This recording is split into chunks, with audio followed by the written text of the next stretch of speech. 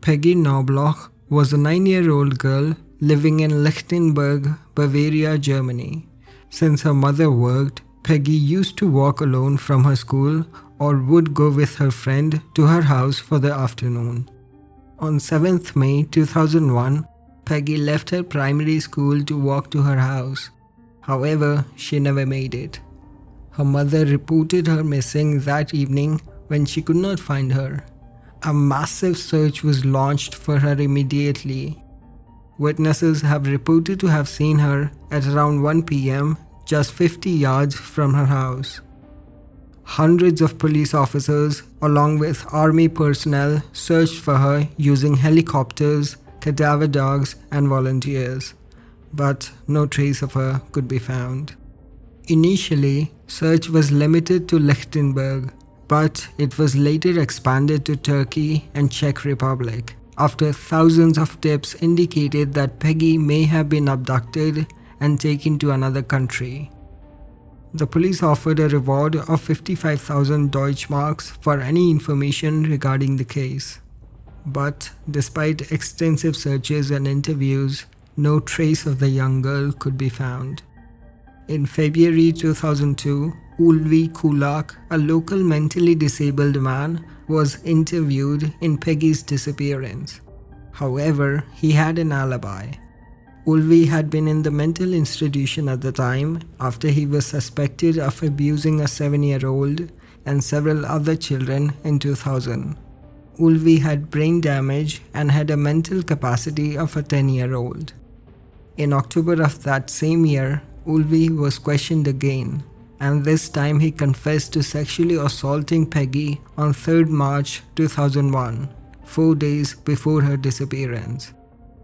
He said that he then waited for her on 7th May while she was returning from school to apologize.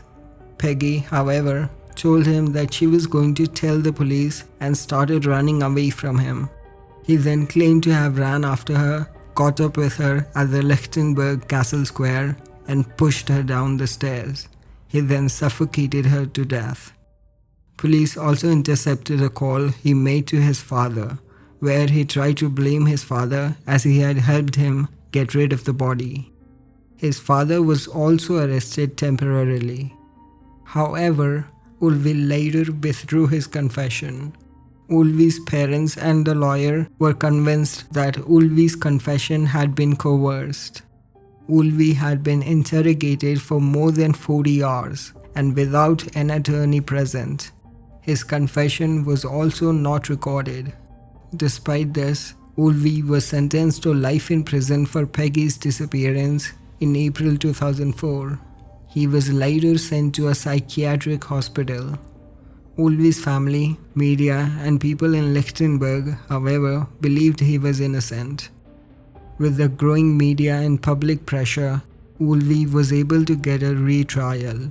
And in 2004, after spending 10 years in psychiatric hospital, his conviction was overturned after his lawyer was able to prove that Ulvi had confessed under duress. Over the years, several other suspects would be interviewed, but none of them were ever charged. On 2nd July 2016, a mushroom forager found Peggy's skeleton remains in the forest near Rodacherbrunn in Thuringia, about 20 kilometers from her home in Lichtenberg. A few months later, in October 2016, a piece of cloth found near Peggy's remains contained DNA that matched Uwe Boonhart, a neo-Nazi terrorist who was accused of killing 10 people. However, it was later found that a police officer had brought the DNA to the crime scene accidentally through a contaminated ruler. On September 12, 2018, a 41-year-old man would be arrested in connection with Peggy's murder. The man was interviewed and he told the police that a man he knew just by his name had led him to Peggy's body on May 7, 2001. He tried to resuscitate her but was unsuccessful. He then took her body to the forest near Rodacherbrunn and dumped it. He denied killing her. He later retracted his confession, stating that he was pressured by the police. 2 weeks later, a court revoked his arrest and he was released from prison. In 2020, investigation in Peggy's murder was terminated and her case was shelved due to lack of clues and suspects. The case remains unsolved for more than 20 years.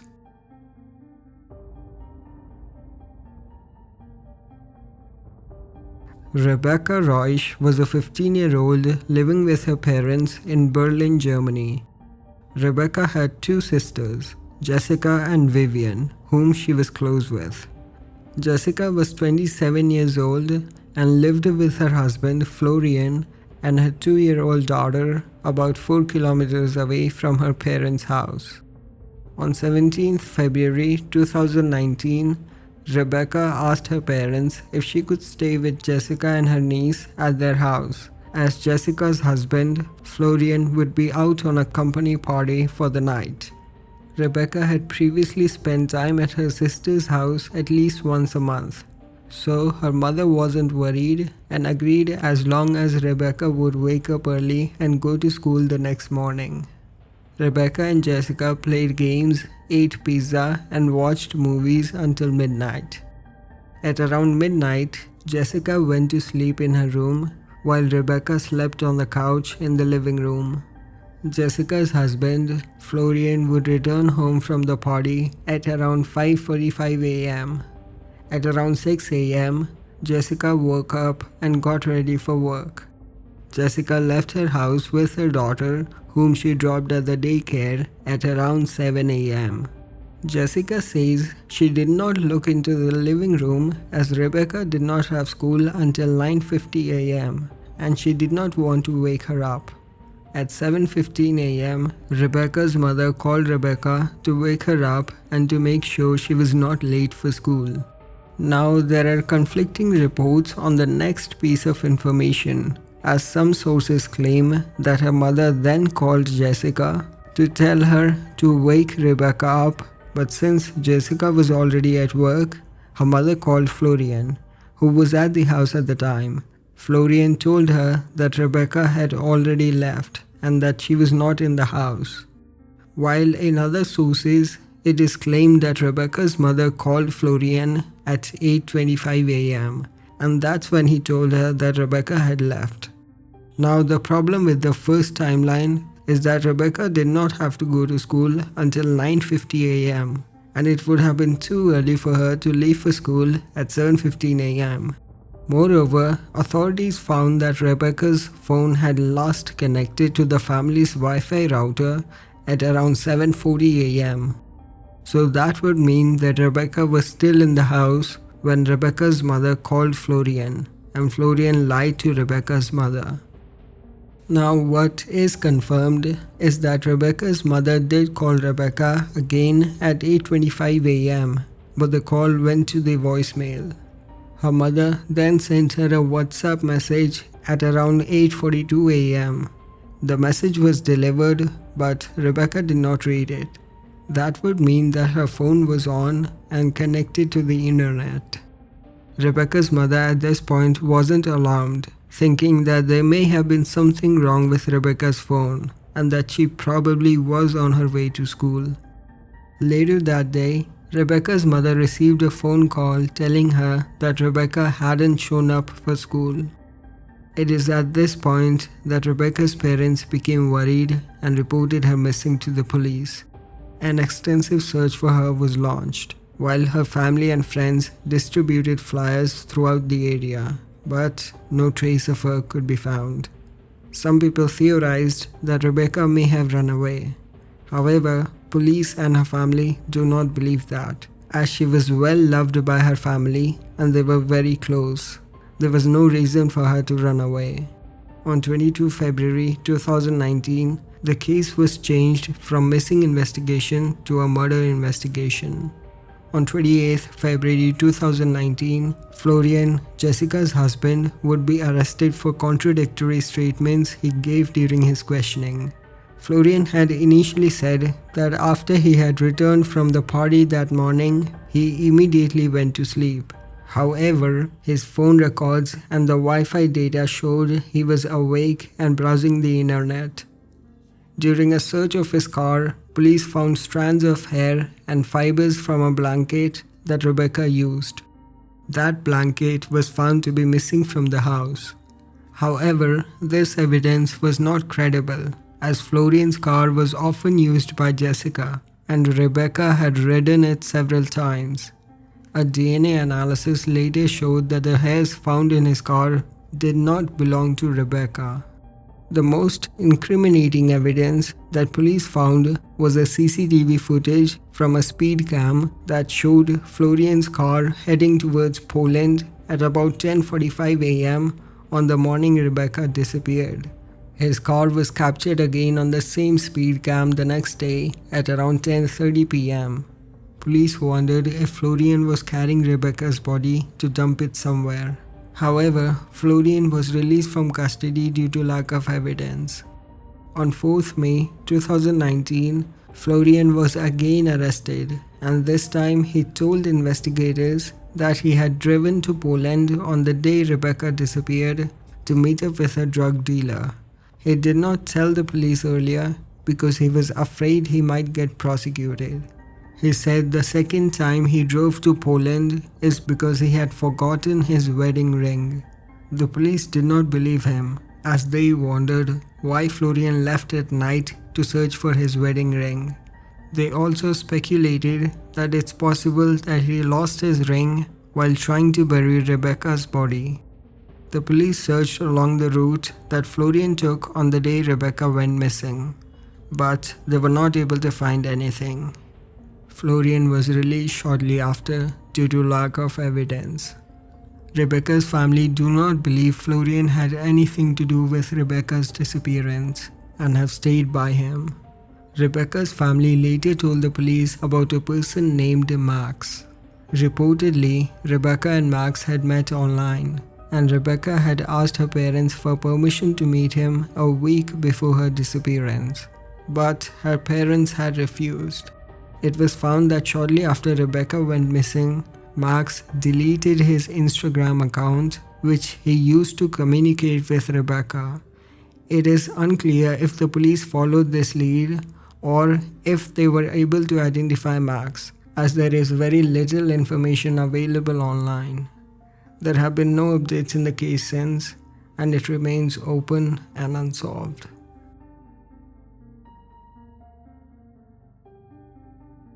Katrice Lee was born to Sharon and Richard Lee on 28 November 1979 at a British military hospital in Rinteln, West Germany. Richard was a sergeant major of the British Army stationed in West Germany. Katrice lived with her mother, father, and her older sister in Schloss Neuhaus, Paderborn. On 28 November 1981, as it was Katrice's second birthday, the family decided to go for shopping at a nearby Nafi shopping complex to buy things for Katrice's birthday party.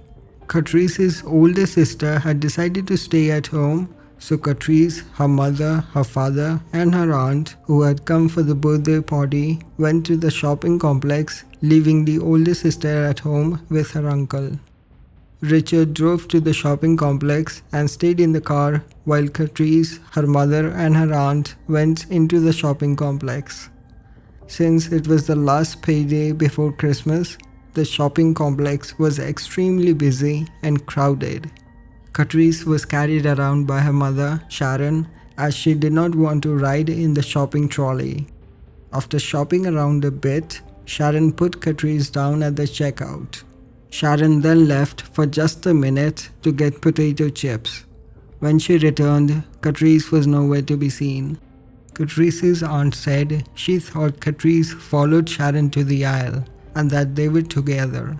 They searched around but were unable to find her anywhere. They immediately reported her missing to the police.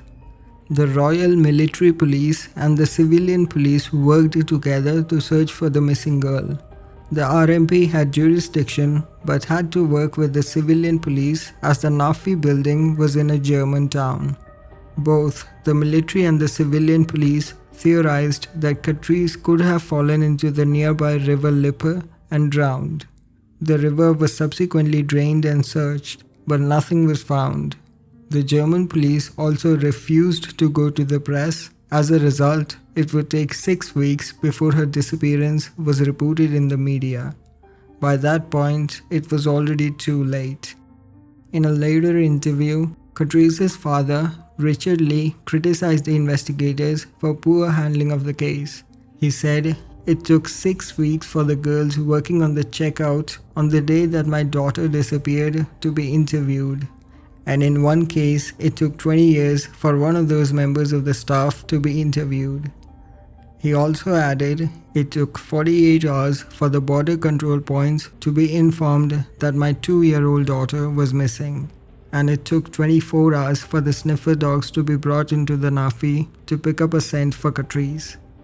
Richard believes his daughter was abducted and is now living with some other family without knowing about her past. The case was reopened in 2000 after advancements in technology helped to create an image of how Katrice might look as an adult. The image was circulated and a few people came forward who were at the shopping complex on that day, including a woman who claimed that her ex-boyfriend, who was in the regiment with Katrice's father, had confessed to murdering a child. The man was interviewed but denied ever killing a child. Over the years, several sightings of Katrice have been reported, but none of them are confirmed. In 2017, police released a composite sketch of a man that they believe may have been involved in Katrice's disappearance. A witness had reported seeing the man in the sketch carrying a small child in a green saloon vehicle on the day Katrice disappeared. In 2018, the River Alme was drained after a witness reported to have seen the man in the sketch on the bridge over River Alme on the day Katrice disappeared. However, despite extensive search, nothing was found. In September 2019, a man was arrested in connection with Katrice's disappearance, but he was released shortly after without any charges. In October 2019, Heidi Robinson was arrested for impersonating Katrice Lee. Heidi had created a Facebook account with the name Katrice Lee and messaged Katrice's family and claimed that she was the missing 2-year-old. She took a DNA test which confirmed she was not Katrice, but she still continued to pose as Katrice, accusing Katrice's family of cover-up. Katrice's family reported her to the police and she was arrested and sentenced to 18 weeks in prison.